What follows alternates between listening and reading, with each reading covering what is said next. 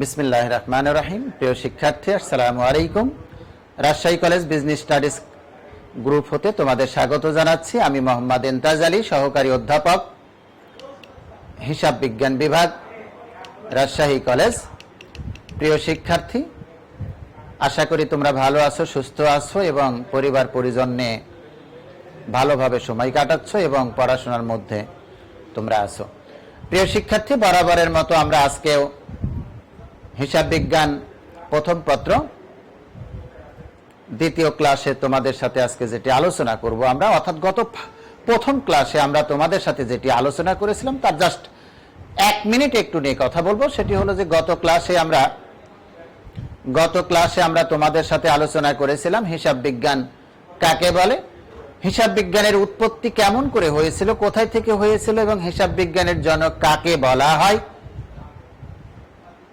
হিসাব বিজ্ঞান এবং সংজ্ঞা আলোচনা করতে গিয়ে আমরা যেটি কথা বলেছিলাম প্রিয় শিক্ষার্থী, তোমাদের মনে আছে যে হিসাব বিজ্ঞানের 4টা বা 5টা সংজ্ঞা নিয়ে কথা বলেছিলাম এবং সমন্বিতভাবে এক জায়গায় করে আমরা একটা হিসাব বিজ্ঞানের সংজ্ঞা দিয়েছিলাম এবং প্রতিটি সংজ্ঞাতে আমরা যেটি আলোচনা করেছিলাম বা বলেছিলাম বা বোঝার চেষ্টা করেছিলাম যে হিসাব বিজ্ঞান বলতে আর্থিক লেনদেনের প্রথমে শনাক্তকরণ বা আইডেন্টিফিকেশন, তার ভিত্তিতে আমরা করেছিলাম রেকর্ডিং বা লিপিবদ্ধকরণ, এরপরে ছিল আমাদের ক্লাসিফিকেশন বা শ্রেণীবদ্ধকরণ, সামারাইজেশন বা সামারাইজিং, দ্যাট মিন্স সংক্ষিপ্তকরণ, ফাইন্যান্সিয়াল রিপোর্ট অর্থাৎ আর্থিক ফলাফল এবং ফাইন্যান্সিয়াল স্টেটমেন্ট, দ্যাট মিন্স আর্থিক অবস্থার বিবরণী।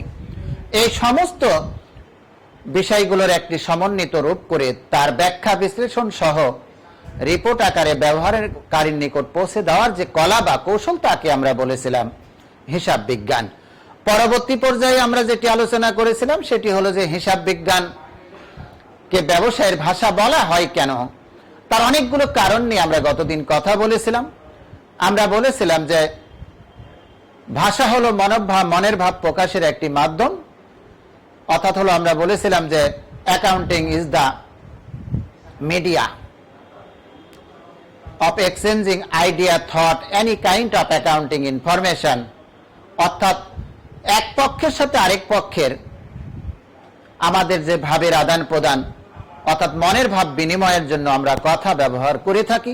এখন প্রশ্নটা হলো আমরা যেটি গতদিন শিখেছিলাম হিসাব বিজ্ঞানের ভাষা বলতে তাহলে আমরা কি বুঝি, কারণ হিসাব বিজ্ঞানের মাধ্যমে আমরা লেনদেনগুলো লিপিবদ্ধ করি। কোন লেনদেনগুলো প্রিয় শিক্ষার্থী একটু মনে রাখতে হবে, আর্থিক লেনদেনগুলো লিপিবদ্ধ করি, শ্রেণীবিন্যাস করি, সংক্ষিপ্তকরণ করি, আর্থিক ফলাফল নির্ণয় করি এবং আর্থিক অবস্থার বিবরণী প্রকাশ করি বা উদ্বর্তপত্র তৈরি করি। এগুলোর মাধ্যমে একজন ব্যবসায়ী অথবা একজন বিনিয়োগকারী, একজন সরকার, একজন ইনভেস্টরস, একজন কর্তৃপক্ষ, ব্যবস্থাপনা কর্তৃপক্ষ হিসাব সংক্রান্ত অথবা ব্যবসায়ী সংক্রান্ত বিভিন্ন ফ্রুটফুল তথ্যের ভিত্তিতে একটি ইফেক্টিভ ডিসিশন বা কার্যকারী সিদ্ধান্ত গ্রহণ করে থাকে। এই জন্য হিসাব বিজ্ঞানকে আমরা সর্বসম্মতভাবে ব্যবসায়ের ভাষা বলেছিলাম। প্রিয় শিক্ষার্থী, আজকে আমরা সেকেন্ড ক্লাসে হিসাব বিজ্ঞানের যেটি আলোচনা করব, তোমরা হয়তো ভাবতে পারো যে স্যার অ্যাকাউন্টিং তো অঙ্ক রিলেটেড, সুতরাং অঙ্ক আমরা প্রথম দিন থেকে কেন শুরু করি নাই। একটু মনে রাখতে হবে, অ্যাকাউন্টিং জানতে হলে তো অ্যাকাউন্টিং রিলেটেড থিওরিগুলো আমাদের জানতে হবে। এবং একটু বলে নিই বা শুরুতেই তোমাদের সাথে যেটি শেয়ার করতে চাচ্ছি প্রিয় শিক্ষার্থী, সেটি হলো অ্যাকাউন্টিং এর যদি মূল থিমগুলো আমরা না জানি তাহলে অঙ্ক করতে গিয়ে খুব সহসাই আমরা সমস্যার সম্মুখীন হব, অর্থাৎ সেই অঙ্কগুলো আমরা সুচারু, সুন্দর এবং সংক্ষিপ্ত সময়ে সমাধান করতে পারবো না। তাহলে আমাদের যে কাজটি করতে হবে সেটি হলো, আমি যদি বলি যে চ্যাপ্টারটি নিয়ে আমরা শুরু করেছি, first chapter, it is the mother chapter of accounting, because accounting first ইয়ারের যতগুলো চ্যাপ্টার আছে 2 নাম্বার থেকে 10 নাম্বার চ্যাপ্টারে 1 নাম্বার চ্যাপ্টারটাকে যদি আমরা ভালো করে ধারণ করতে, মনে করতে বা স্মরণ করতে না পারি, নিজের মনে ধারণ করে নিতে না পারি, তাহলে বাকি চ্যাপ্টারগুলোর প্রতি খুব বেশি আমাদের বা বাকি চ্যাপ্টারগুলো আমাদের খুব বেশি উপকারে আসবে না। তাহলে আজকের আউটকামস বা শিখন ফলগুলো একটু দেখে নিই প্রিয় শিক্ষার্থী। একটু লক্ষ্য করে দেখো, আজকে আমাদের সেকেন্ড ক্লাস। এই সেকেন্ড ক্লাসে আমরা কোন কোন বিষয়গুলো নিয়ে কথা বলবো, সেই বিষয়গুলো আমাদের সেটি হলো আমাদের হিসাব বিজ্ঞানের উদ্দেশ্য, গতদিন যে সংজ্ঞা এবং হিসাব বিজ্ঞানের ভাষা নিয়ে কথা বলেছিলাম। আজকে শুরুতে যেটি আলোচনা করব সেটি হলো হিসাব বিজ্ঞানের উদ্দেশ্য, কি কি উদ্দেশ্যে হিসাব বিজ্ঞান তৈরি করা হয়ে থাকে। এরপরে যেটি আমরা জানার চেষ্টা করব, হিসাব বিজ্ঞান কলা না বিজ্ঞান, অর্থাৎ আর্টস না সায়েন্স। এরপরে সবচাইতে গুরুত্বপূর্ণ বিষয় যেটা অঙ্কের, অর্থাৎ হলো আজকে গতদিন আমরা অঙ্কে ধাবিত না হলেও কিছু টেকনিক্যাল সাইডগুলো বা টেকনিক্যাল সাইনগুলো তোমাদেরকে একটু দেখিয়ে দিয়েছি। আজকে সেটি নিয়ে একটু বিস্তারিত কথা বলবো। অর্থাৎ ঘটনা ও লেনদেন বলতে আমরা কি বুঝবো, অর্থাৎ লেনদেন কি কি কি, হিসাব বিজ্ঞানের প্রভাব কি, এবং হিসাব সমীকরণের প্রভাব কি, এবং হিসাব সমীকরণের ধারণা। তাহলে শুরুতেই আমরা উদ্দেশ্য নিয়ে আলোচনা করব। তার আগে প্রিয় শিক্ষার্থী, গতদিন আমরা বলেছিলাম 1494 সালের ইতালির বিখ্যাত ধর্মযাজক এবং গণিত শাস্ত্রবিদ হিসাব বিজ্ঞানের আধুনিক একটি ফর্মুলা প্রয়োগ করে থাকে, যেটিকে আমরা বলি দুইতরফা দাখিলা পদ্ধতি। এবং সেই দুইতরফা দাখিলা পদ্ধতির আলোকেই আজকের আধুনিক হিসাব বিজ্ঞানের পথ চলা শুরু। একটা ছবি যদি আমরা একটু দেখি, প্রিয় শিক্ষার্থী লক্ষ্য করে দেখো, ইমেজ দেখতে পাচ্ছ, একজনের একটি ছবি দেওয়া আছে এখানে, যার নামটি হলো, তোমাদের সবাই তোমরা ক্লাস অবজার্ভ করো, এই মুহূর্তে করছো, সুতরাং তোমাদের প্রতি আহ্বান থাকবে এই জিনিসগুলো একটু মাথায় ধরে রাখতে হবে। লিখে দেখো, the image of Luca Pacioli, the father of accounting, অর্থাৎ যাকে হিসাব বিজ্ঞানের জনক বলা হয়ে থাকে। এই সেই গণিত শাস্ত্রবিদ এবং ধর্মযাজক যিনি 1494 সালে ইতালির সর্বপ্রথম হিসাব বিজ্ঞানের আধুনিক বিজ্ঞানসম্মত সংজ্ঞা প্রদান করেছিলেন, যেটিকে আমরা দুতরফা দাখিলা পদ্ধতি বলে থাকি। এবং তোমরা এই ছবিটার দিকে দেখে বুঝতে পারছো যে this is the person who introduce accounting at first in modern world, অর্থাৎ আধুনিক জগতে যিনি হিসাব বিজ্ঞানের বিজ্ঞানসম্মত হিসাব বিজ্ঞানের প্রচলন করেছিলেন, তার ছবিটা আমরা দেখতে পাচ্ছি, যার নাম হচ্ছে লুকা প্যাসিওলি। এখানে কখনো কখনো এমসিকিউ এর ক্ষেত্রে তোমাদের প্রায়শই দেওয়া থাকে যে হিসাব বিজ্ঞানের জনককে। এনিহাউ, এরপরে আজকে আরেকটি পিকচার তোমরা একটু লক্ষ্য করে দেখতেছো। আমরা যেটি নিয়ে কথা বলবো সেটি হলো হিসাব বিজ্ঞানের উদ্দেশ্য, অবজেক্টিভস বা গোলস। অর্থাৎ তোমরা লক্ষ্য করে দেখো, প্রথমে একটি ব্যক্তির আমরা ছবি দেখতে পাই, যে ব্যক্তি থিঙ্কিং করতেছে যে হিসাব বিজ্ঞান কি কি উদ্দেশ্য নিয়ে কাজ করে, কি কিভাবে কাজ করে। ডানের পিকচারে তোমরা লক্ষ্য করে দেখো, আরেকটি পিকচার দেওয়া আছে, সেখানে কি বলা হচ্ছে, অবজেক্টিভটা কিভাবে সেট আপ করতে হয়। প্রিয় বন্ধুরা, একটু মনে রাখতে হবে, যে কোনো ব্যবসায়ী তার ব্যবসা প্রতিষ্ঠান, যে কোনো প্রকারের ব্যবসা প্রতিষ্ঠান গড়ে তোলার আগে চিন্তা ভাবনা করে থাকে যে তিনি ব্যবসা কেন করেন, কি কি উদ্দেশ্য করে থাকেন, এবং আলটিমেট তার রেজাল্টটা কি, অর্থাৎ হলো ব্যবসার শেষে একটা নির্দিষ্ট হিসাবকাল শেষে ব্যবসা হতে তিনি কি কি পেতে চান, এবং পাওয়ার জন্য কি কি তাকে করতে হবে, অর্থাৎ কি কি কাজগুলো করতে হবে। এক কথায় হিসাব বিজ্ঞান কি কি কাজ করে থাকে, সেই উদ্দেশ্যগুলো আমরা এখন একটার পর একটা বিস্তারিতভাবে আলোচনা করব। প্রিয় শিক্ষার্থী, আমরা যদি দেখি তাহলে লক্ষ্য করে দেখো, হিসাব বিজ্ঞানের অনেকগুলো উদ্দেশ্যের মধ্যে শুরুতে যে উদ্দেশ্যটা আছে আমাদের, সেটি হলো আর্থিক লেনদেন লিপিবদ্ধকরণ। প্রিয় বন্ধুরা, একটু মনে রাখতে হবে, লেনদেন লিপিবদ্ধকরণ, অর্থাৎ আমরা প্রথমে যে সংজ্ঞাটিকে আলোচনা করেছিলাম, একটু বোর্ডে কি দু একটা স্লাইড আমরা দু একটা বিষয় আগে লিখবো, তারপরে এটা নিয়ে আবার বিস্তারিত কথা বলবো। অর্থাৎ হিসাব বিজ্ঞানের সংজ্ঞার ক্ষেত্রে আমরা প্রথমে যে আইডেন্টিটি ইউজ করেছিলাম সেটি হলো আমাদের আইডেন্টিফিকেশন, তারপরে লিখেছিলাম আমরা রেকর্ডিং, তারপরে লিখেছিলাম আমরা সামারাইজিং, এরপরে দেখেছিলাম আমরা ফাইনান্সিয়াল রিপোর্ট,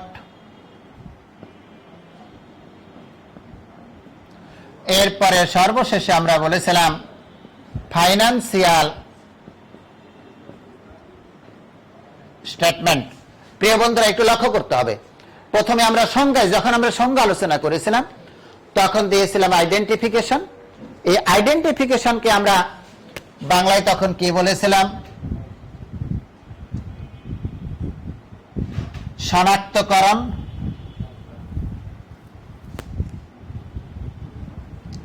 এরপরে রেকর্ডিংকে আমরা বলেছিলাম লিপিবদ্ধকরণ,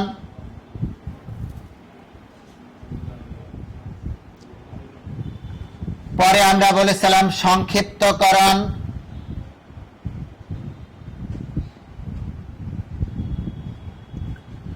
ফাইন্যান্সিয়াল রিপোর্ট যেটিকে আমরা বলেছিলাম আর্থিক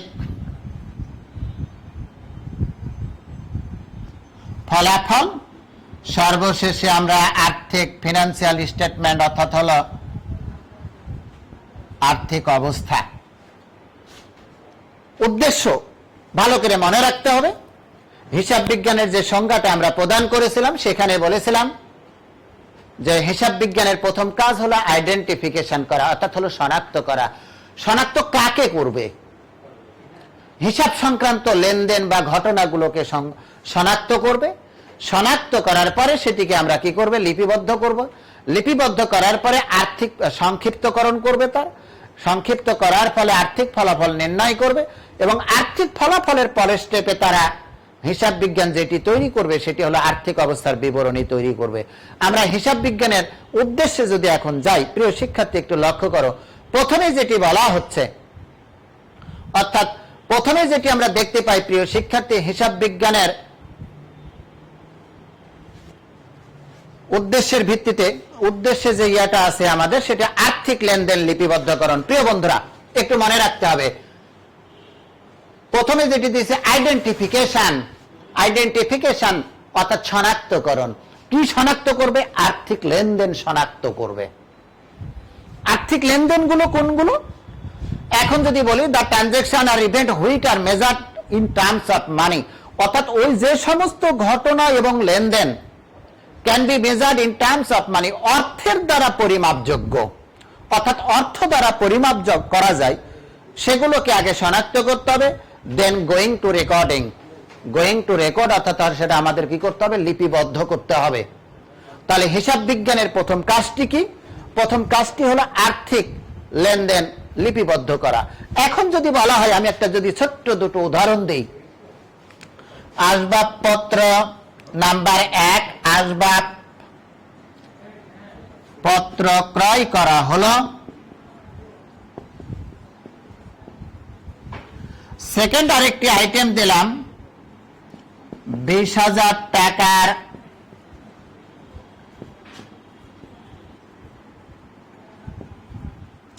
আসবাবপত্র ক্রয় করা হলো।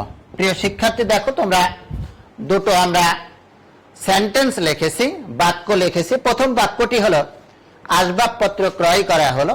আমরা সাধারণত আসবাবপত্র বলো, দালান কোঠা বলো, যন্ত্রপাতি বলো, অফিস সরঞ্জাম বলো, মণিহারি দ্রব্যাদি বলো, যাই কেন ক্রয় করা হলো। সেকেন্ডটিও তাই, এখানেও বলা হচ্ছে আসবাবপত্র ক্রয় করা হলো। দুটোর মধ্যে মূল পার্থক্যটা কোথায়?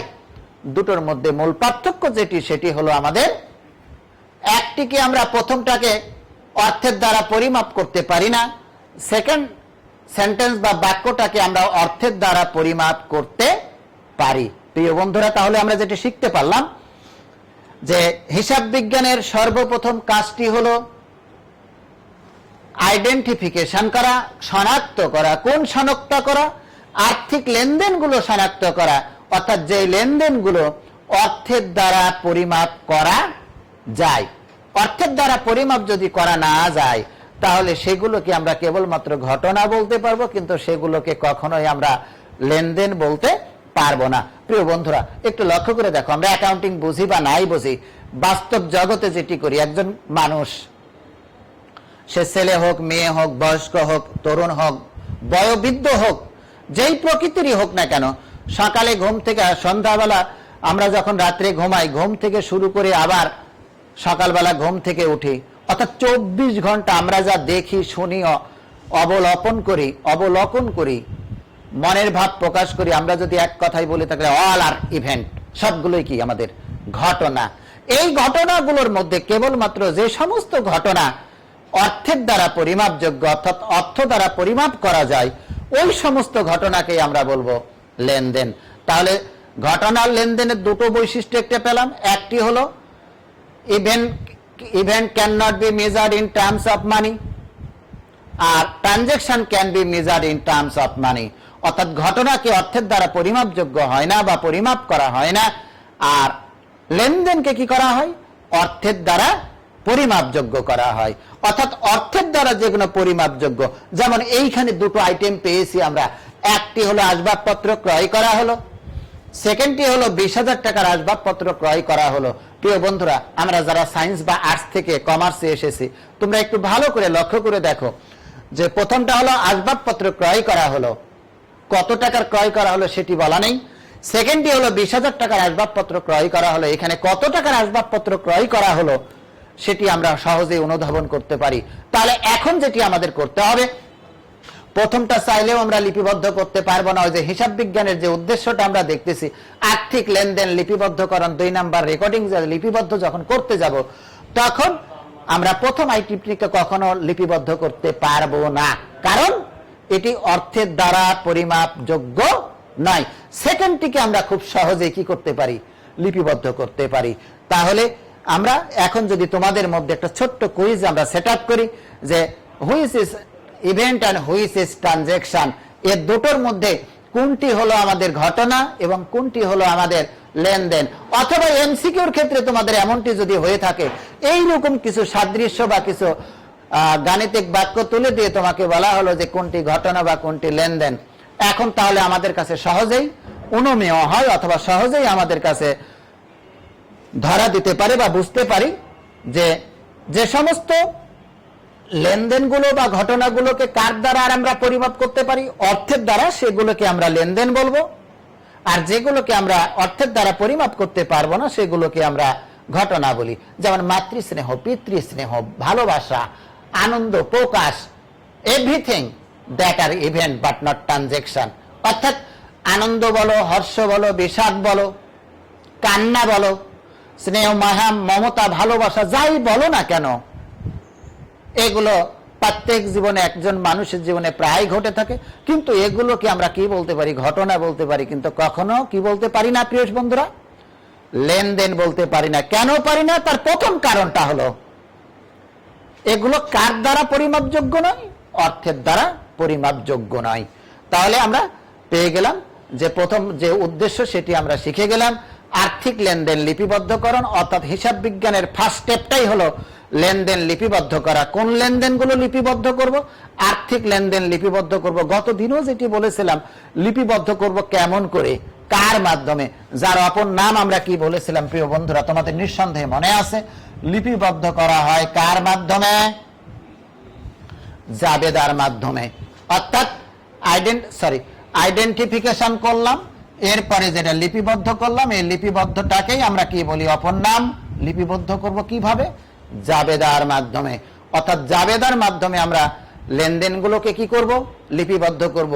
এই জন্য ভালো করে মনে রাখবে, এখানে আরেকটা এমসিকিউ তোমাদের শিখে দিই, জাবেদাকে হিসাবের প্রাথমিক বলে বলা হয়, কারণ প্রথম ভাবে এটাই তো লিপিবদ্ধ করা হয়। আমরা তো অনেক সময় মুখস্থ করি প্রিয় বন্ধুরা, মুখস্থর কোনো প্রয়োজন নেই। লেনদেনগুলোকে কোথায় প্রাথমিকভাবে লিপিবদ্ধ করা হয়? জাবেদায় লিপিবদ্ধ করা হয়। কিভাবে? তারিখ, ভালো করে মনে রাখতে হবে। এখন মূল বক্তব্যে আসে, তারিখ এবং হিসাবের প্রকৃতি অনুসারে। আমি দুটো বাক্য বললাম। প্রথমে আর্থিক লেনদেন, কি কি বললাম? প্রথমে হলো আর্থিক লেনদেন। এই আর্থিক লেনদেনগুলোকে আমরা কি করব? এক নাম্বার হবে তারিখ অনুসারে, 2 নাম্বার হবে আমাদের হিসাবের প্রকৃতি অনুসারে। অর্থাৎ আর্থিক লেনদেনগুলো শনাক্ত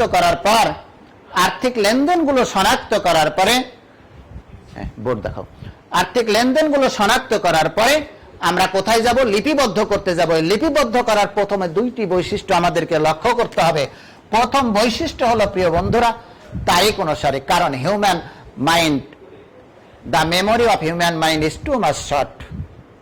এত বেশি বিশাল নয় যে আমরা যা দেখি, শুনি, বুঝি সমস্ত কিছু আমরা কি করতে পারি, মস্তিষ্কে ধারণ করে রাখতে পারি।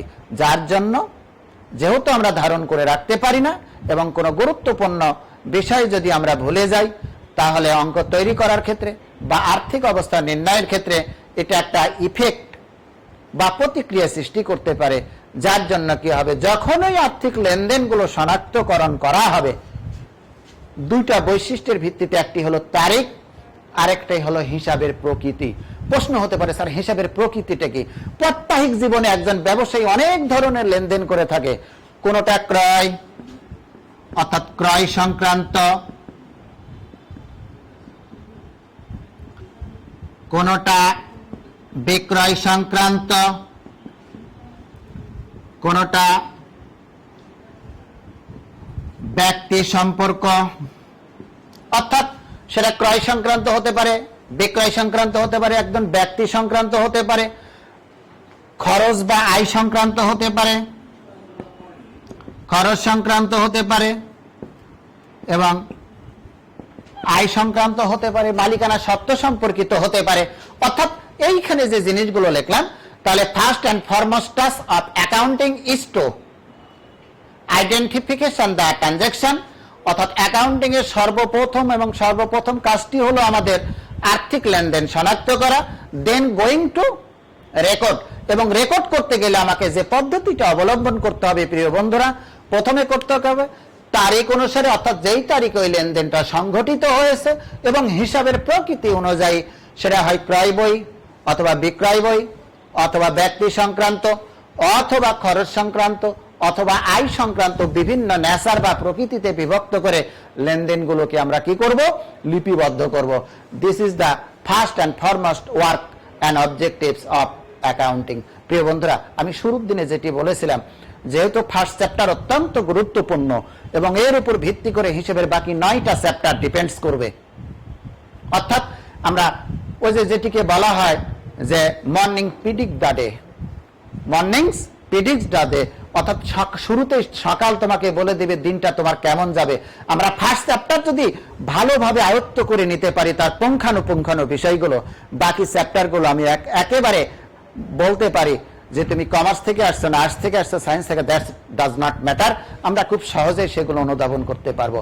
তাহলে আমরা প্রথম উদ্দেশ্য দেখলাম কি, আমাদের আর্থিক লেনদেন শনাক্ত করব এবং সেটাকে লিপিবদ্ধ করব। কার আলোকে লিপিবদ্ধ করব? প্রথমটা হলো তারিখকে কেন্দ্র করে, এবং পরেরটা হলো আমাদের হিসাবের প্রকৃতি অনুসারে, অর্থাৎ সেটা ক্রয় সংক্রান্ত না বিক্রয় সংক্রান্ত না খরচ সংক্রান্ত না আয় সংক্রান্ত না পাওনাদার সংক্রান্ত না দেনাদার সংক্রান্ত না, সেটি আমাদের মালিকানা সত্ত্ব সম্পর্কিত, সেই বিষয়কে নিয়ে আমরা লেনদেনের লিপিবদ্ধ করব। এবং লিপিবদ্ধের অপর নাম যেটি আমরা বারবার দিয়েছি, সেটি কার মাধ্যমে লিপিবদ্ধ করব? আমরা জাবেদার মাধ্যমে লিপিবদ্ধ করব। এবং এই জন্য জাবেদাকে যেহেতু সর্বপ্রথম লিপিবদ্ধ কাজটি হলো কার মাধ্যমে? জাবেদার মাধ্যমে। এই জন্য জাবেদাকে হিসাবের কি বহি বলা হয়?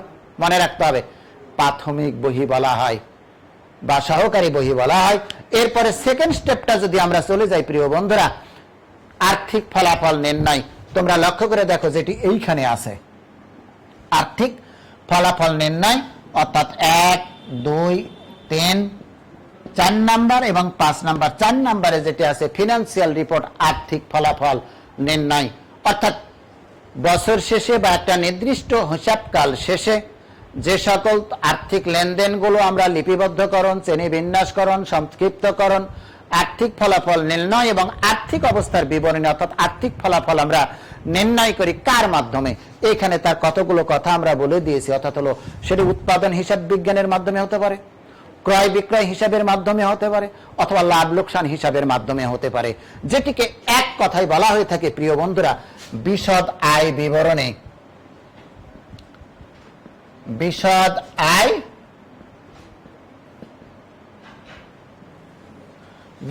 আয় বিবরণী, অর্থাৎ হলো এই বিশদ আয় বিবরণীর মাধ্যমে আমরা আর্থিক ফলাফলটা নির্ণয় করে থাকি। এবং এই বিশদ আয় বিবরণীকে অনেক ভাগে ভেঙ্গে ভেঙ্গে আমরা কখনো বলি ক্রয় বিক্রয় হিসাব, কখনো বলি আমরা লাভ লোকসান হিসাব। এই ক্রয় বিক্রয় হিসাব এবং লাভ লোকসান হিসাব এই দুটোকে একসঙ্গে বলা হয়ে থাকে বিশদ আয় বিবরণী। এবং এই বিশদ আয় বিবরণের মাধ্যমেই আমরা আর্থিক ফলাফল নির্ণয় করে থাকি। তাহলে এটিও হিসাব বিজ্ঞানের অন্যতম একটি গুরুত্বপূর্ণ উদ্দেশ্য। সবার শেষে 3 নাম্বারে যেটি আছে বন্ধুরা আমার, আর্থিক অবস্থা নিরূপণ, যেটিকে তোমরা এখানে দেখতে পাচ্ছ। এর যে নামটা আমরা দিয়ে থাকি, তোমরা যারা কমার্স থেকে আসছো সহজেই বুঝতে পারবা, যারা সায়েন্স এবং আর্টস থেকে আসছে তাদেরও নাই, আমি তো পুঙ্খানুপুঙ্খানু ভাবে ভেঙে দিচ্ছে ফাইনাল অ্যাকাউন্ট। এর নাম আমরা কি দিয়ে থাকি বন্ধুরা? Final account. আর্থিক অবস্থার বিবরণীকে আমরা উদ্বর্তপত্র, বাংলায় কি বলে থাকি? উদ্বর্তপত্র। এই উদ্বর্তপত্রের মাধ্যমে আমরা কি কি নির্ধারণ করে থাকি বা কি কি দেখানো থাকে উদ্বর্তপত্রে? উদ্বর্তপত্রে যে বিষয়গুলো দেখানো থাকে প্রিয় বন্ধুরা, সেটি হলো, একটু লক্ষ্য করে দেখো, একদিকে থাকে যাবতীয় সম্পত্তি, আরেক দিকে থাকে দায় ও মালিকানা সত্ত্ব। সম্পত্তিগুলোর মধ্যে কি কি থাকে? গতদিন যেটা তোমাদের সাথে আলোচনা করেছি বা বলেছি, সম্পত্তির মধ্যে প্রথমে থাকে চলতি সম্পদ, তারপরে দীর্ঘমেয়াদী সম্পদ, এরপরে থাকে আমাদের স্থায়ী সম্পদ, এরপরে থাকে অস্পর্শনীয় সম্পত্তি, এবং পরে থাকে ভুয়া বা কাল্পনিক সম্পত্তিগুলো। এই একদিকে থাকে যাবতীয় সম্পত্তি, অপর দিকে আমার কি কি থাকে? অপর দিকে থাকে কারবারের উপর দাবি এবং মালিকানা সত্ত্ব, অর্থাৎ হলো যাবতীয় দায় এবং সত্ত্ব বিবরণী বা মালিকানা সত্ত্ব বিবরণী। দায়গুলোকে আমরা আবার দুই ভাগে ভাগ করে থাকি, একটি হলো চলতি দায়, অপরটি হলো আমাদের দীর্ঘমেয়াদী দায়, এবং আরেকটি হলো আমাদের মালিকানা সত্ত্ব, অর্থাৎ হলো কারবারের সম্পত্তির উপর মালিকের দাবি কতটুকু, প্রকৃত দাবি যেটা নিয়ে তৈরি করে থাকি সেটিকে আমরা বলি মালিকানা সত্ত্ব। নাম্বার 4, এগুলো নিয়ে আমরা যখন অঙ্কের স্টেজে একটার পর একটা আসবো, পুরো বিস্তারিত আলোচনা করব। এরপরে যেটি আছে প্রিয় বন্ধুরা, সেটি হলো নীতি নির্ধারণ, অর্থাৎ হলো ডিসিশন মেকিং। কারা নিয়ে থাকে? প্রত্যেকটা করণ কারক অর্থাৎ প্রত্যেকটা ব্যবস্থার আগে আমাকে জানতে হবে যেগুলো কে করে থাকে, কেন করে থাকে, নীতি নির্ধারণ কারা করে থাকে। আমরা যদি একটু অঙ্কের দৃষ্টিতে না দেখে এমনি ব্যক্তির জীবনে লক্ষ্য করে থাকি যে একজন ব্যবসায়ী কি কি সিদ্ধান্ত গ্রহণ করে থাকে বা কি কি ডিসিশন, কারা কারা ডিসিশন নিয়ে থাকে, বা ব্যবসায়ের স্বার্থ সংশ্লিষ্ট পক্ষ কারা কারা। শুরুতেই আমি যদি বলি ব্যবস্থাপনা কর্তৃপক্ষ, যারা কারবারের সার্বিক পরিচালনা করে থাকে। এরপরে থাকে একজন বিনিয়োগকারী, অর্থাৎ যারা বিনিয়োগ করতে আগ্রহী থাকে। তারপরে থাকে আমাদের ঋণদানকারী প্রতিষ্ঠান, অর্থাৎ একটি প্রতিষ্ঠানের মালিকের যখন মূলধনের স্বল্পতার কারণে বা যে মূলধন আছে সেই মূলধন দ্বারা সুচারুরূপে কারবার পরিচালনা করতে ব্যর্থ হয়, তখন তিনি কি করেন? অন্য জায়গা থেকে বা ব্যাংক বা আর্থিক প্রতিষ্ঠান থেকে ঋণ গ্রহণ করে থাকেন। তাহলে ঋণদানকারী প্রতিষ্ঠান। সরকার, প্রশ্নটা হলো যে আমি ব্যবসা করব, সরকারের ভূমিকা এখানে কেন? অবশ্যই সরকারের ভূমিকা আছে, কারণ সরকারের আইন, রুলস এবং রেগুলেশন মেনটেন করে একদিকে তোমাকে যেমন ব্যবসা পরিচালনা করতে হবে, অপরদিকে তোমার কারবার হতে অর্জিত মুনাফার একটি নির্দিষ্ট অংশ আয়কর বাবদ বা আয়কর হিসাবে সরকারকে প্রদান করতে হবে। সুতরাং সরকারও এখানে জড়িত থাকে। এই যে আমরা কি কি বললাম? ব্যবস্থাপনা কর্তৃপক্ষ বললাম, ঋণদানকারী প্রতিষ্ঠান বললাম, বিনিয়োগকারী প্রতিষ্ঠানকে বললাম বা বিনিয়োগকারী ব্যক্তিকে বললাম, সরকারকে বোঝাচ্ছি আমরা, ভোক্তাকেও বোঝাতে পারি, কারণ ভোক্তাটা হলো আলটিমেটলি লক্ষ্যবস্তু। আমরা যে সমস্ত পণ্য বা সেবা বিক্রয় বা সেবা প্রদান করে থাকি, কাকে প্রদান করে থাকি? কাস্টমার্স বা ভোক্তাকে প্রদান করে থাকি। সুতরাং কাস্টমার বা ভোক্তা হলো হিসাব বিজ্ঞানের অন্যতম একটি সেক্টর, এবং এই হিসাব বিজ্ঞানের অন্যতম উদ্দেশ্যটা হলো আর্থিক লেনদেন সংক্রান্ত যতগুলো তথ্য রিপোর্ট আকারে, ওই যে আমরা শুরুতে গতদিন যেটা বলেছিলাম সংজ্ঞার একেবারে শেষের দিকে, যে accounting is the art of recording, classifying, summarising in a significant manner in terms of money. কার ভিত্তিতে? আর্থিক লেনদেনের ভিত্তিতে হবে, এবং preparing financial report and financial statement. এবং এই রিপোর্টগুলো কাকে প্রদান করে থাকবো আমরা? হিসাব তথ্য ব্যবহারকারীর কাছে। এবং এই নীতি নির্ধারণের ক্ষেত্রে এই সমস্ত পক্ষের নিকট হিসাব তথ্যগুলো সরবরাহ করাও হিসাব বিজ্ঞানের অন্যতম একটি উদ্দেশ্য। এর পরেরটি আছে প্রিয় বন্ধুরা আমাদের ব্যয় নিয়ন্ত্রণ।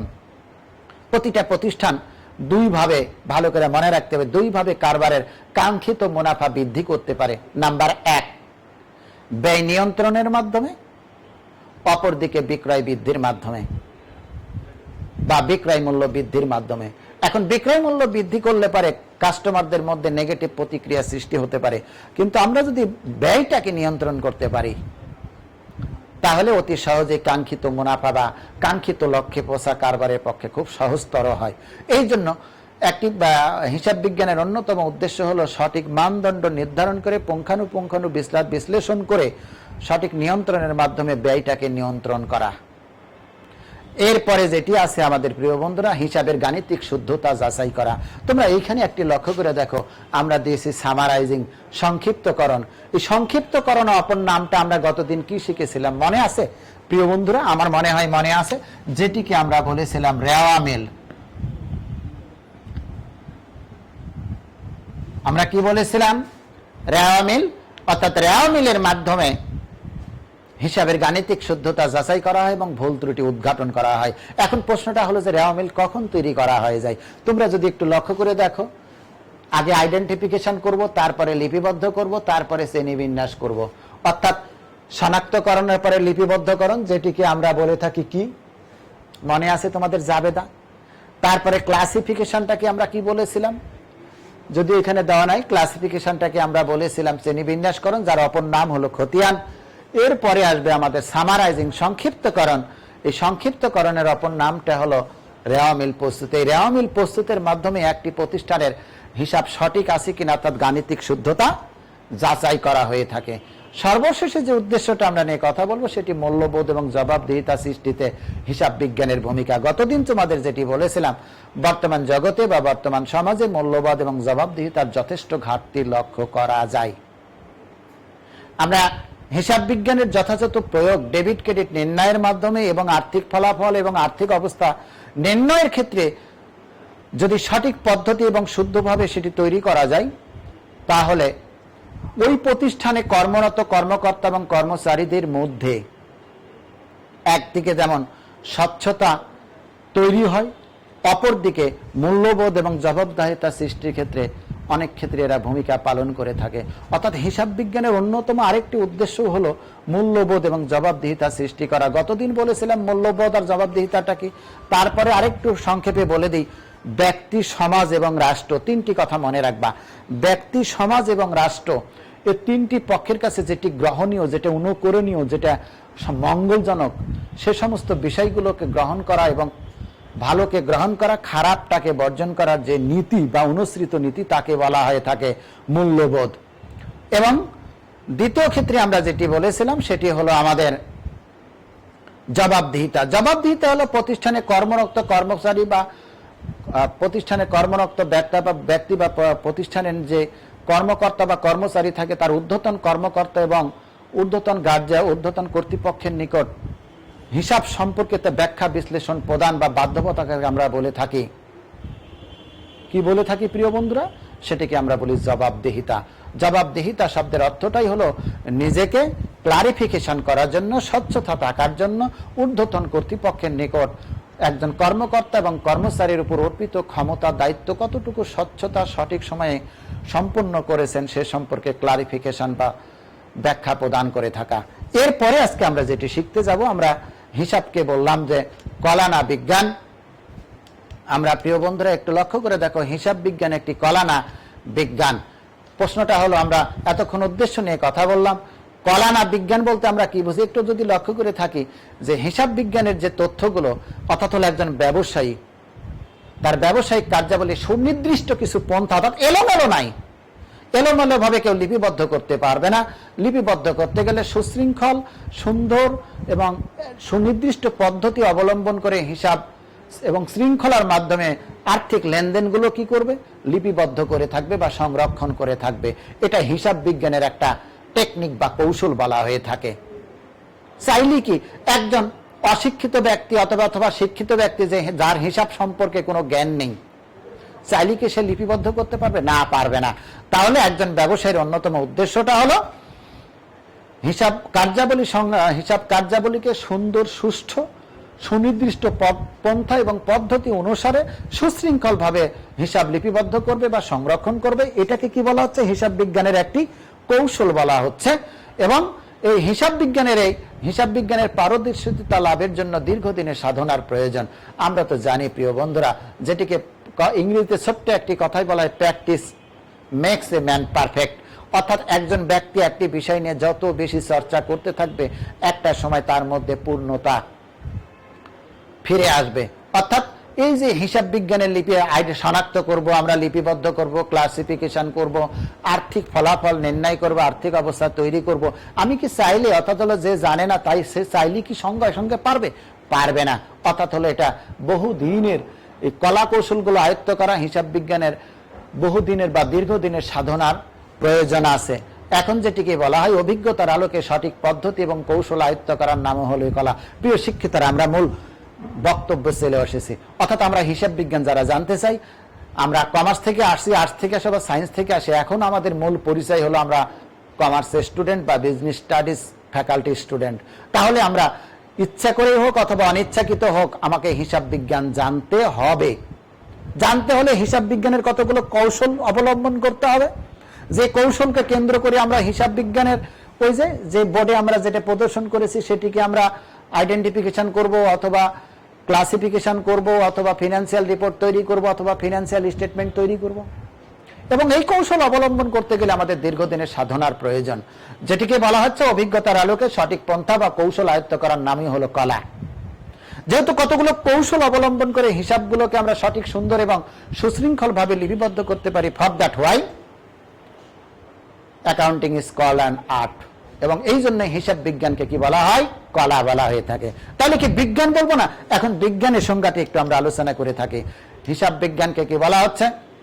বিজ্ঞান হলো একটি বিশেষ জ্ঞান, অর্থাৎ যেটি পরীক্ষা নিরীক্ষা এবং পর্যবেক্ষণ দ্বারা যে জ্ঞানের বা সূত্রে কতগুলো সূত্রের সৃষ্টি করা হয়ে থাকে। তাহলে বিজ্ঞানটা কি? বিজ্ঞানটা হলো একটি বিষয় সম্পর্কে বিশেষ জ্ঞান। এই বিশেষ জ্ঞানটা কি করা হয়? বিভিন্ন পরীক্ষা নিরীক্ষা এবং পর্যবেক্ষণ দ্বারা এই জ্ঞানের সাহায্যে কতগুলো সাধারণ সূত্র বা রুলস বা নিয়ম প্রতিষ্ঠা করা হয়ে থাকে। হিসাব বিজ্ঞানের ক্ষেত্রে লক্ষ্য করা যায় আর্থিক ফলাফল নিরূপণ, অর্থাৎ এই যে লক্ষ্য করতে হবে প্রিয় বন্ধুরা, ফিনান্সিয়াল রিপোর্ট এবং ফাইন্যান্সিয়াল স্টেটমেন্ট, অর্থাৎ ফাইন্যান্সিয়াল রিপোর্ট এবং ফাইন্যান্সিয়াল স্টেটমেন্ট তৈরি করার ক্ষেত্রে কতগুলো সূত্র নির্ণয় করা হয়ে থাকে। কেমন?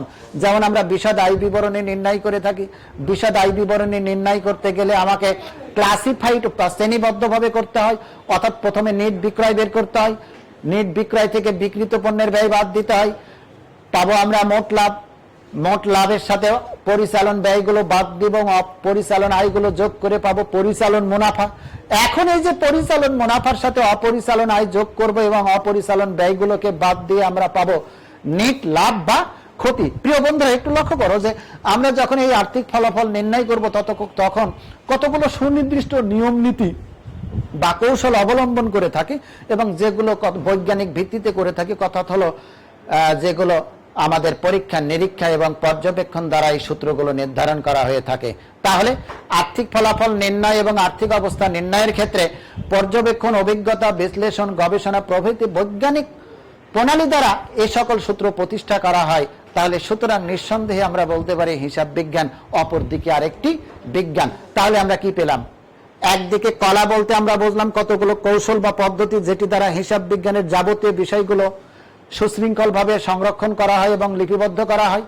অপরদিকে বৈজ্ঞানিক ভিত্তিতে যে সমস্ত সূত্র আমরা পাই, সে সমস্ত সূত্রগুলোর মাধ্যমে আমরা আর্থিক ফলাফল এবং আর্থিক অবস্থা নির্ণয়, পর্যালোচনা, বিশ্লেষণ এবং ব্যবহারকারীর নিকট পৌঁছে দিয়ে থাকি। তাহলে আমরা পরিশেষে বলতে পারি হিসাব বিজ্ঞানকে আমরা একদিকে যেমন কলা নামে অভিহিত করতে পারি, অপরদিকে আমরা এটিকে বিজ্ঞান নামেও অভিহিত করতে পারি। আমার বিশ্বাস যে তোমাদের এটি নিয়ে আর কোনো প্রশ্ন নেই যে হিসাব বিজ্ঞান কলা না বিজ্ঞান। অবশ্যই হিসাব বিজ্ঞান কলা, কারণ দুই পদ্ধতি এখানে ফলো করা হয়ে থাকে। আজকের যেটা আঙ্কিক অর্থাৎ অঙ্ক সম্পর্কিত যে বিষয়টা গুরুত্বপূর্ণ, আমরা যেটি জানবো, যেটি না জানলে হিসাব বিজ্ঞানের কোনো কিছুই বোঝা যায় না, সেটি হলো লক্ষ্য করে দেখো, একটি হলো ঘটনা আরেকটি হলো লেনদেন। প্রিয় বন্ধুরা, একটু লক্ষ্য করে দেখি, আমরা একটা স্লাইড দেখব, একটু মনোযোগ সহকারে লক্ষ্য করে দেখো কি দেওয়া আছে। Events are not equal to by equal to transaction. শেষেরটা থেকে বলা হচ্ছে ট্রানজেকশন ইজিক্যাল টু ইভেন্ট। অর্থাৎ প্রথম যে ছবিটাকে আমরা দেখতে পাচ্ছি, ভালো করে লক্ষ্য করলে যেটি দেখতে পাই, প্রথমটাতে বলা হচ্ছে যে সমস্ত ঘটনা আর নট ট্রানজেকশন, মানে লেনদেন নয়। সেকেন্ড ফেজ, সেটিকে বলা হচ্ছে যে সমস্ত লেনদেনই হলো ঘটনা। আমরা এই যে এইখানে বোর্ডে যে দুটো তথ্য দিয়ে রেখেছি প্রিয় বন্ধুরা, এটার সাথে ওই ছবির যদি তোমরা একটু সাদৃশ্য এবং বৈসাদৃশ্য লক্ষ্য করো, পর্যালোচনা করো, ব্যাখ্যা বিশ্লেষণ করো, তাহলে অটোমেটিক তোমরা বা ন্যাচারালি উত্তর পেয়ে যাবে। সেটা কি? আসবাবপত্র ক্রয় করা হলো, আসবাবপত্র ক্রয় করা হলো, দ্যাট ইজ ইভেন্ট বলা হচ্ছে আর নট ট্রানজেকশন, কারণ এখানে কোনো অর্থের সংশ্লিষ্টতা নাই বা অর্থের দ্বারা পরিমাপযোগ্য নয়। সেকেন্ড স্টেপে যেটি বলা হচ্ছে 20,000 টাকার আসবাবপত্র ক্রয় করা হলো, এটি লেনদেন, এটি লেনদেন কারণ এটি অর্থের দ্বারা পরিমাপযোগ্য। সুতরাং সমস্ত লেনদেনই হলো ঘটনা এবং সমস্ত ঘটনা লেনদেন নয়, যেটি আমরা পিকচারের মাধ্যমে খুব সহজে বুঝতে পারি। কারণ যে সকল লেনদেন, যে সকল ঘটনা অর্থের দ্বারা পরিমাপযোগ্য তাকেই আমরা লেনদেন বলি। সুতরাং সমস্ত লেনদেনই হলো ঘটনা, কিন্তু সমস্ত ঘটনা কখনোই লেনদেন নয়। আরেকটি চিত্র আমরা দেখতে পাচ্ছি প্রিয় বন্ধুরা, আরেকটি চিত্র আমরা দেখতে পাচ্ছি। এইখানে লক্ষ্য করে দেখো, লেনদেন হতে হলে লেনদেনের যে কতগুলো বৈশিষ্ট্য আছে, প্রথম বৈশিষ্ট্যটা আমরা একটু এইখানে দেখাতে পারি। সেটি হলো লেনদেন হতে হলে কমপক্ষে দুটি পক্ষ থাকতে হবে। এখানে কয়টি পক্ষ আছে লক্ষ্য করে দেখো, এক পক্ষ অন্য পক্ষকে কিছু দিচ্ছে এবং যাকে দিচ্ছে সেও তাকে বিনিময়ে কিছু না কিছু দিয়ে দিচ্ছে, অর্থাৎ এখানে দুই পক্ষের মধ্যে আন্ত লেনদেন সংগঠিত হচ্ছে, দুই পক্ষ নিয়েই আমাদের লেনদেন হচ্ছে। লেনদেন এখন তাহলে আমাদের মনে হয় একেবারে ক্লিয়ার হয়ে গেল। লেনদেন হলে কয়টা পক্ষ থাকতে হবে? কমপক্ষে দুটি পক্ষ থাকতে হবে এবং দুই পক্ষের মধ্যে কিছু আদান এবং প্রদান হতে হবে। এবং সেই আদান প্রদানটা এখন যদি বলা হয় থাকে, প্রিয় বন্ধুরা তোমরা তো এখন স্বয়ংসম্পূর্ণ বা অনেকটাই অ্যাডাল্ট, যদি বলো যে আমি তোমাকে ভালোবাসি বা স্নেহ করি, তাহলে সেটি কি এই লেনদেন হবে? নো, সেটি হবে না। কেন হবে না বলো তো? কারণ সেটি ঘটনা হতে পারে, সেখানে কিসের আদান প্রদান নেই? অর্থের আদান প্রদান নেই। তাহলে আর্থিক লেনদেনের হতে হবে। তাহলে সেকেন্ড যে পিকচারটা আমরা দেখতে পাচ্ছি অতি সহজেই, সেটি হলো এক পক্ষ আরেক পক্ষের সাথে যে লেনদেন সংগঠিত হচ্ছে, তার মাধ্যমে কি একটা বিষয় জড়িত আছে? অর্থ জড়িত আছে, অর্থাৎ আর্থিক লেনদেন সংগঠিত হচ্ছে। ঘটনার ক্ষেত্রে আর্থিক লেনদেন জড়িত থাকে না, আর লেনদেনের ক্ষেত্রে আর্থিক লেনদেন জড়িত থাকে। তাহলে এই দুটো পিকচার যদি আমরা মাথায় একটু ধারণ করে রাখি, তাহলে কোনটি ঘটনা কোনটি লেনদেন, এটা নিয়ে আমাকে আর নতুন করে বই পুস্তক খুলে পড়ার কোনো প্রয়োজন হবে না। সেকেন্ড, এখন লেনদেন এবং লেনদেনের বৈশিষ্ট্য। এতক্ষণ আমরা লেনদেন বললাম, যেটি আমরা তোমাদের ছবির মাধ্যমে প্রকাশ করে দিলাম। এখন যদি আমরা লেনদেনটা কি বলে, লেনদেন শব্দের অর্থ হলো আদান প্রদান। ইংরেজিতে ছোট্ট একটি কথা লেখা আছে প্রিয় বন্ধুরা, গিভ অ্যান্ড টেক, অর্থাৎ কাউকে কিছু দিলে বিনিময়ে কিছু নেওয়া। সংঘটিত প্রত্যেকটি ঘটনার একাধিক পক্ষ জড়িত থাকবে। আমরা ছবিতে দেখেছি কমপক্ষে কয়টা পক্ষ থাকবে? দুটো, তারও বেশি পক্ষ থাকতে পারে। এবং এক পক্ষ টাকার অঙ্কে যে পরিমাণ সুবিধা গ্রহণ করবে, অপর পক্ষে টাকার অঙ্কে সে পরিমাণ সুবিধা প্রদান করবে। তাহলে সেকেন্ড যে পিকচারটা আমরা দেখলাম প্রিয় বন্ধুরা, ওখানে যেটা আমরা পেয়েছি সেটি হলো এক পক্ষে টাকার অঙ্কে কিছু প্রদান করবে বা গ্রহণ করবে, অপর পক্ষে টাকার অঙ্কে ঠিক একই পরিমাণ সুবিধা প্রদান করে থাকবে বা গ্রহণ করে থাকবে। এই যে এক পক্ষ আরেক পক্ষকে সুবিধা দিল বা গ্রহণ করলো, এই যে সুবিধার আদান প্রদান হয়ে থাকলো, একে লেনদেনের দ্বৈত সত্তা বলা হয়, ডাবল অ্যাকাউন্টিং সিস্টেম। ভালো করে মনে রাখতে হবে।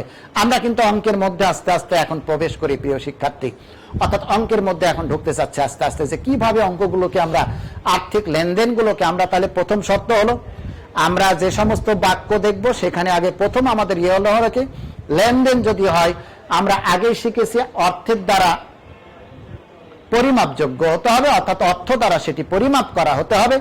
সেকেন্ডটি যেটি দেখলাম, সেটা কয়টা পক্ষ থাকতে হবে? কমপক্ষে দুটি পক্ষ থাকতে হবে এবং সেই পক্ষ, এক পক্ষ কিছু গ্রহণ করবে, অপর পক্ষ কিছু প্রদান করে থাকবে, যেটিকে আমরা ইংরেজিতে সুবিধা সাধারণত বলে থাকি গিভ অ্যান্ড টেক।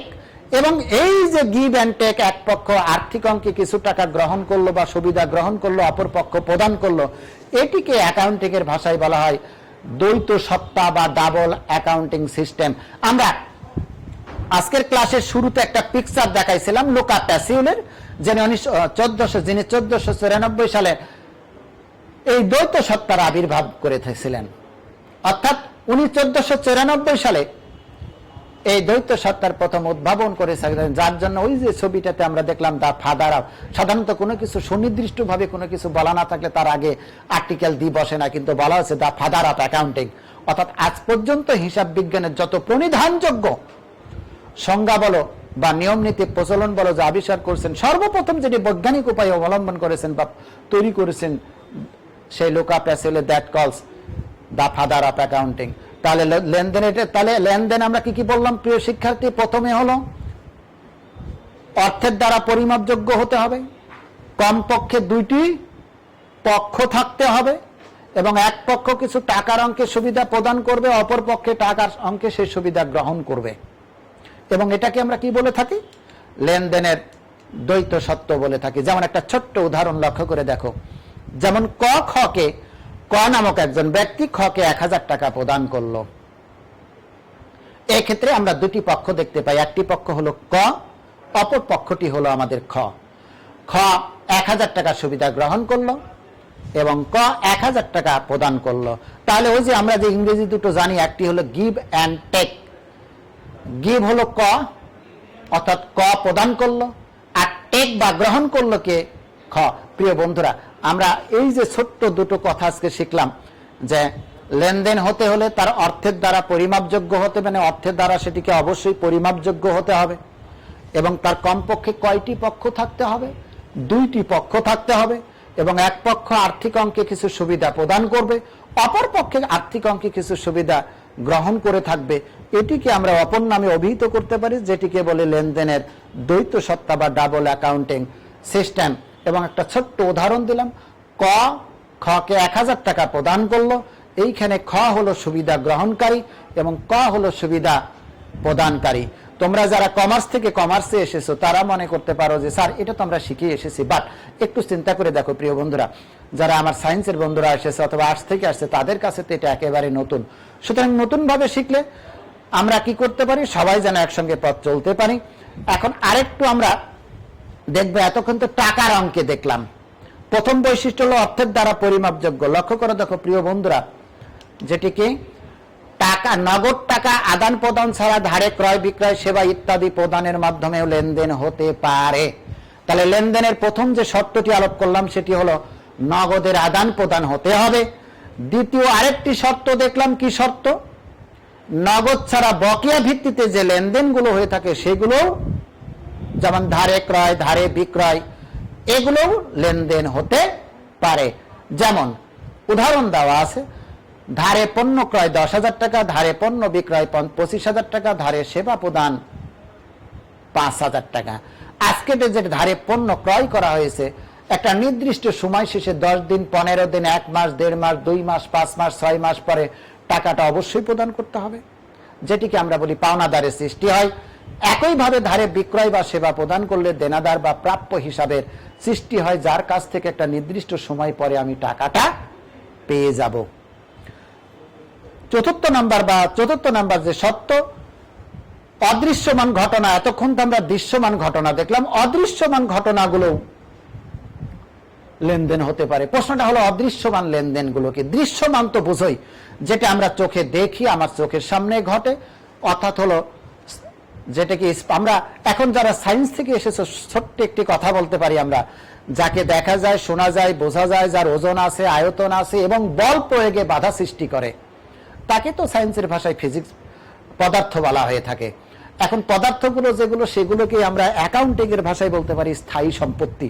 যেমন সেটি আসবাবপত্র হতে পারে, সেটি দালান কোঠা হতে পারে, সেটি যন্ত্রপাতি হতে পারে, যেটি অফিস সরঞ্জাম হতে পারে, সেটি মণিহারি দ্রব্য আদি হতে পারে।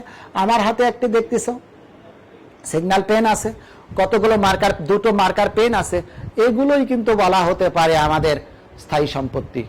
যদিও 1 বছরের অধিককাল হলে সেটাকে স্থায়ী সম্পত্তি বলবো, আর 1 বছরের মধ্যে যদি সেবা প্রদান করে থাকে সেগুলোকে আমরা চলতি সম্পত্তি বলে থাকবো। সম্পত্তি তো, সম্পত্তির মানেই হলো সেখান থেকে সুবিধা পাওয়া যেতে পারে। তাহলে প্রিয় শিক্ষার্থী, যেটি আমরা বললাম অদৃশ্যমান সম্পত্তি, যেটি দৃশ্যমান না, চোখে দেখা যায় না, কিন্তু কারবার জগতে তার ভ্যালুয়েশন অনেক বেশি। যেমন সুনাম, মাতৃস্নেহ, বাবা মার ভালোবাসা, সন্তানের প্রতি, শিক্ষকের প্রতি একজন শিক্ষকের অগাধ শ্রদ্ধাবোধ, এগুলো কখনো দেখা যায় না, এগুলো কখনো দেখা যায় না। ঠিক একইভাবে একটা স্থায়ী সম্পত্তি, যেমন মনে করো এখন আমরা প্রায় সকলে অ্যান্ড্রয়েড ফোন বা স্মার্টফোন ইউজ করে থাকি। গতকালকে তুমি 20,000, 30,000 বা 50,000 টাকা দিয়ে একটি স্মার্টফোন ক্রয় করেছো। তুমি যদি আজকে ওই ফোনটা বিক্রি করতে চাও, তাহলে কি আমি যে টাকা দিয়ে ক্রয় করেছিলাম ওই টাকা কখনো ফেরত পাবো না? পাবো না। কিছু না কিছু আমাকে কি হবে, লস স্বীকার করতে হবে। তাহলে অদৃশ্যমান সম্পত্তি, আমরা একটা স্থায়ী সম্পত্তি যত, এখন মোবাইল আমরা যতদিন ব্যবহার করতে থাকবো, তার একদিকে যেমন আয়ুষ্কাল হ্রাস পাবে, তার মূল্য হ্রাস পাবে। এই যে আর্থিক অঙ্কে যেটি হ্রাস পাবে, যেটিকে বলা হয় অবচয়, অর্থাৎ ব্যবহার যে অবচয় তিনটি কারণে হয়ে থাকে। প্রিয় বন্ধুরা, মনে রাখতে হবে, যখন আমরা আলোচনা করব তখন বিস্তারিত জাস্ট একটু জানার জন্য বললাম। একটি হলো ব্যবহারজনিত কারণে, আরেকটি হলো সময় অতিবাহিত হওয়ার কারণে, তৃতীয় নম্বর সত্য হলো অপ্রচলিত হওয়ার কারণে। প্রিয় বন্ধুরা, মনে থাকবে তো, অবচয় কয়টি কারণে হয়ে থাকে? তিনটি কারণে সাধারণত। প্রধান তিনটি কারণ, একটি হলো ব্যবহারজনিত কারণ, স্থায়ী সম্পত্তি যত বেশি ব্যবহার করা যাবে আস্তে আস্তে আস্তে সেটি ক্ষয়প্রাপ্ত হবে। সেকেন্ডলি হলো কি বললাম, একটি ব্যবহারজনিত কারণ, একটা সময় সাপেক্ষ।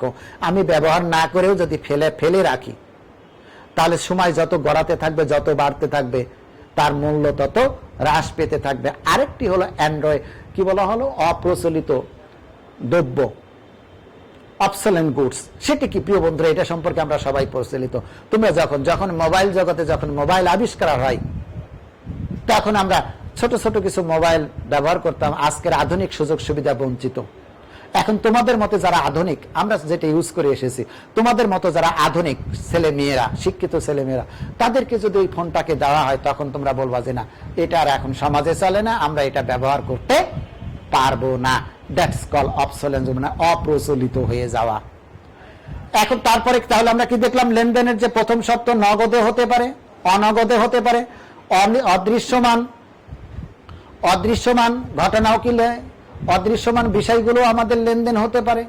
এছাড়া ভবিষ্যতে কোনো ঘটনা ঘটতেও পারে। ভালো করে মনে রাখতে হবে, ব্যতিক্রমও কিছু আছে যে ভবিষ্যতে কোনো ঘটনা ঘটতে পারে, তাকেও আমরা লেনদেন বলতে পারি। যেমন অনাদায়ী পাওনা সঞ্চিতি হতেও পারে, নাও পারে। প্রশ্নটা কি, অনাদায়ী পাওনা সঞ্চিতি কখন হয়?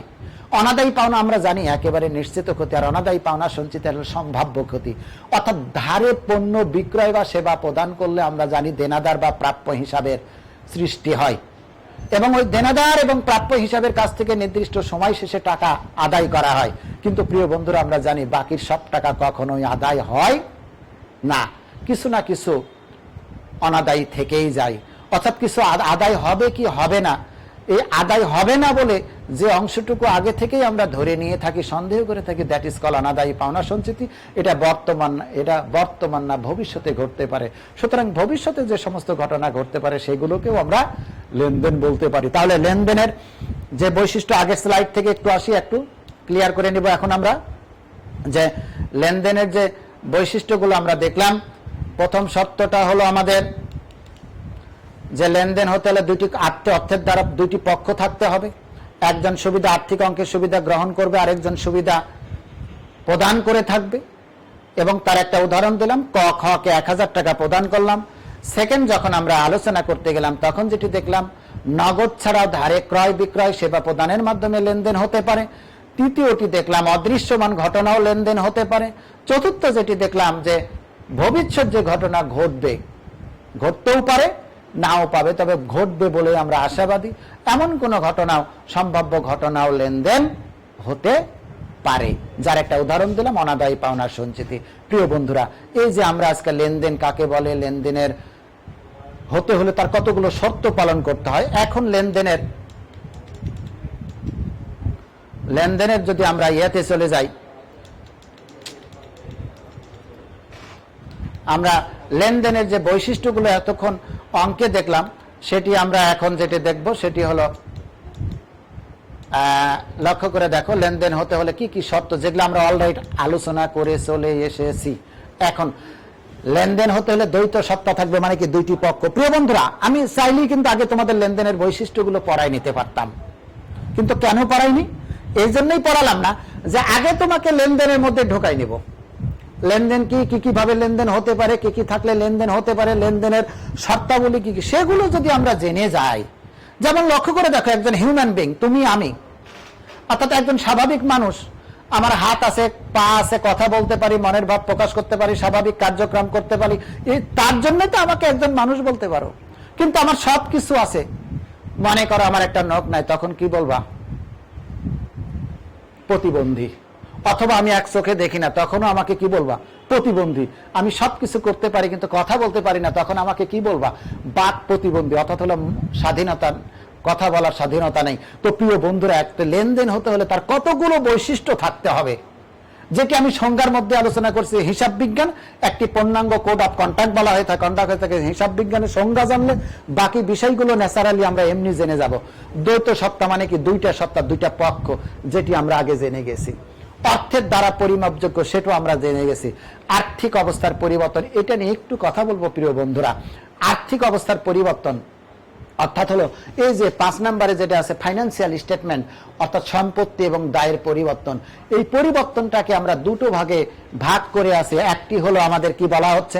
কাঠামোগত পরিবর্তন, আরেকটি হলো আমাদের নিট পরিবর্তন।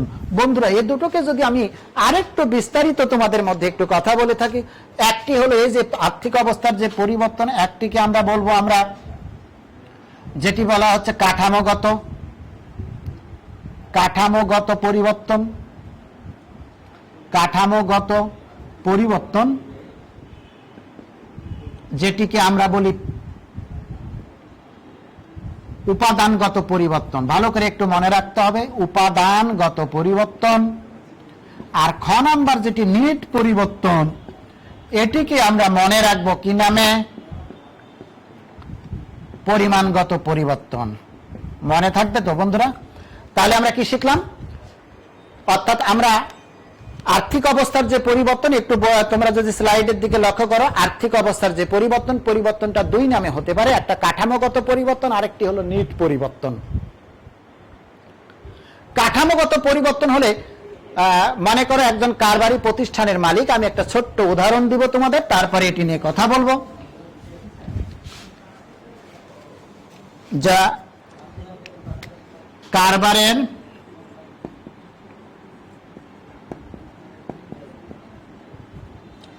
মোট সম্পত্তি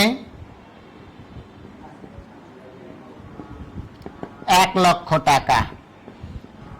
এর মধ্যে আছে নগদ আছে মনে করো 50,000 টাকা, আসবাবপত্র আছে 50,000 টাকা। অর্থাৎ দুটো সম্পত্তির যোগফল হয়ে মোট সম্পত্তি হয়ে গেছে আমাদের 1 লক্ষ টাকা। এখন বলা হলো নগদের পরিমাণ কত? আমাদের 50,000 টাকা। আর আসবাবপত্রের পরিমাণ হলো কত টাকা? 50,000 টাকা। এখন একজন ব্যবসায়ী যে কাজটি করলো সেটি হলো 10,000 টাকা দিয়ে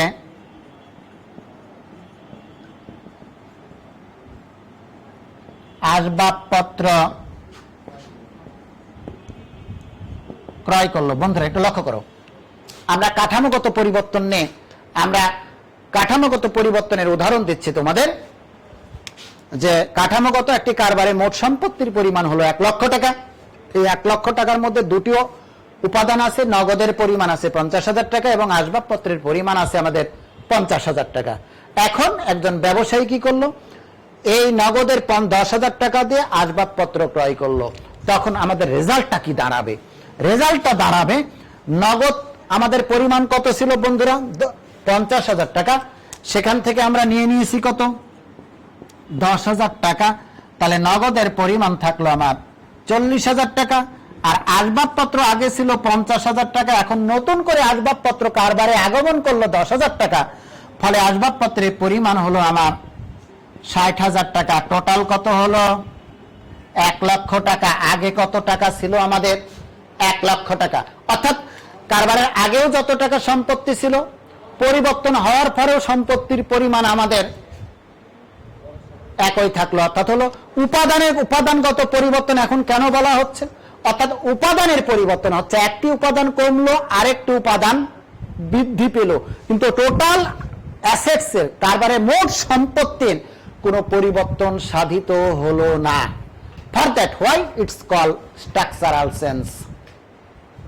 এটাকে কি বলা হলো? কাঠামোগত পরিবর্তন। এই জন্যই বলা হয়ে থাকে। অর্থাৎ উপাদানগত পরিবর্তন হয়েছে, একটি উপাদান কমেছে আরেকটি উপাদান বৃদ্ধি পেয়েছে, বাট টোটাল অ্যাসেটস এর কোনো পরিবর্তন হয় নাই। For that reason it's call structural change বা কাঠামোগত পরিবর্তন। উদাহরণটা তোমাদের নিঃসন্দেহে মনে থাকবে যে একটি কারবারে মোট সম্পদ আরো সম্পদ থাকতে পারে। প্রিয় বন্ধুরা, এখানে নগদ দিয়েছে, আসবাবপত্র দিয়েছে, দালান কোঠা হতে পারে, যন্ত্রপাতি ইজারাকৃত সম্পত্তি হতে পারে, ভূমি হতে পারে, দেনাদার হতে পারে,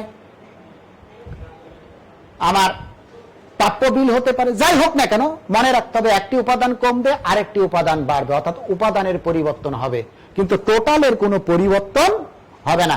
দ্যাটস কল কাঠামোগত পরিবর্তন। এবং কাঠামোগত পরিবর্তন যদি মনে রাখতে হয় তাহলে রাখতে হবে সেটি হলো উপাদানগত পরিবর্তন। অর্থাৎ তোমাকে যদি বলা হয় উপাদানগত পরিবর্তন কোনটি, সেটি কি নিট পরিবর্তন না কাঠামোগত পরিবর্তন, তাহলে নিঃসন্দেহে আমরা বলতে পারবো উপাদানগত পরিবর্তন মানেই হলো সেটি কাঠামোগত পরিবর্তন। আরেকটি দেখাইবো আমরা, সেটা হচ্ছে নিট পরিবর্তন। নিট পরিবর্তন করতে গেলে এই উদাহরণটা তো তোমাদের একটু থাক, এখানে থাক। নিট পরিবর্তন করতে গেলে তিনটি বিষয় একটু মনে রাখতে হবে। সেটি কি? সেটি কি? নাম্বার 3, নিট পরিবর্তনের ক্ষেত্রে তিনটা বিষয় আমরা মনে রাখব। তিনটা বিষয়টা হলো আমাদের নাম্বার 1 আসবাবপত্র, সম্পত্তি, নাম্বার 2 দায়, নাম্বার 3 মালিকানা সত্ত্ব।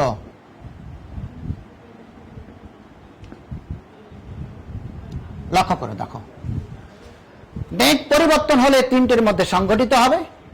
অর্থাৎ আমরা লক্ষ্য যদি করি, সম্পত্তি শুধু সম্পত্তির পরিবর্তন হবে না, সেটি সম্পত্তির সাথে দায়ের পরিবর্তন হতে পারে, সম্পত্তির সাথে মালিকানা সত্ত্বের পরিবর্তন হতে পারে, অথবা দায়ের সাথে মালিকানা সত্ত্বের পরিবর্তন হতে পারে, মালিকানা সত্ত্বের সাথে সম্পত্তির পরিবর্তন হতে পারে। যেমন একটা ছোট্ট উদাহরণ যদি দিয়ে থাকি প্রিয় বন্ধুরা,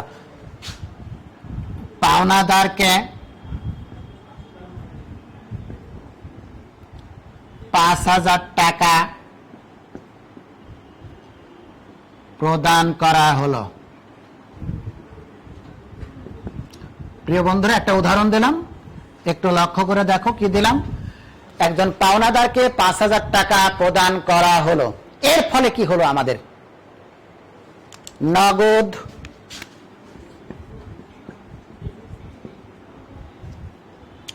নগদ হ্রাস পেল,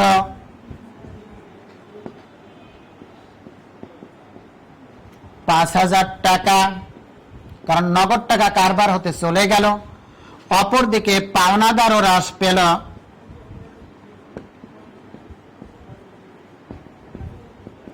5,000 টাকা। অর্থাৎ দুটো বিষয়কে ইন্ডিকেট করা হয়েছে। অর্থাৎ হলো এখানে সম্পত্তি আর দায়ের মধ্যে পরিবর্তন ঘটেছে, অর্থাৎ কারবারের নিট পরিবর্তন হবে। একদিকে যেমন কারবারে মোট সম্পত্তির পরিমাণ কমে যাবে, আগেরটাতে আমরা উদাহরণে দেখেছি মোট সম্পত্তির পরিমাণ কমে নাই, কিন্তু এখন কি হবে? কারবারে যদি আগে থেকে নগদ 50,000 বা 30,000 বা 40,000 টাকা থাকে, তখন কি হবে? অর্থাৎ আমার 5,000 টাকার নগদের পরিমাণ অর্থাৎ সম্পত্তির পরিমাণ কমে যাবে। অপরদিকে দায় পরিশোধ করলে দায়ের পরিমাণও কমে যাবে। দ্যাটস কল নিট চেঞ্জ, অর্থাৎ পরিমাণগত পরিবর্তন। পরিমাণ কমে যাচ্ছে প্রিয় বন্ধুরা, নগদের পরিমাণ কমতেছে অথবা নগদের পরিমাণ বাড়তেছে। ঠিক একইভাবে যেমন আমি আরেকটা উদাহরণ যদি দিতে পারি, যেমন নগদে পণ্য বিক্রয় করা হলো। বন্ধুরা, নগদে পণ্য বিক্রয়, আরেকটা উদাহরণ দিয়ে শেষ করব। নগদে পণ্য বিক্রয় 30,000 টাকা। এর দ্বারা আমরা কি পাবো?